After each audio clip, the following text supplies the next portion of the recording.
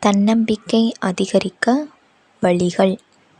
பிறர் நம்மை அவமரியாதையாக நடத்தும்போது அவர்களை எதிர்த்து கேள்வி கேட்க வேண்டும்.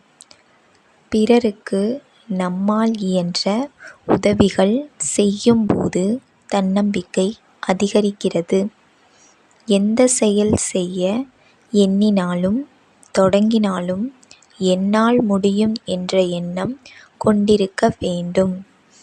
கடமைகளை சரியான நேரத்தில் சரியான முறையில் பிரதிபலன் எதிர்பாராமல் செய்தல் வேண்டும்.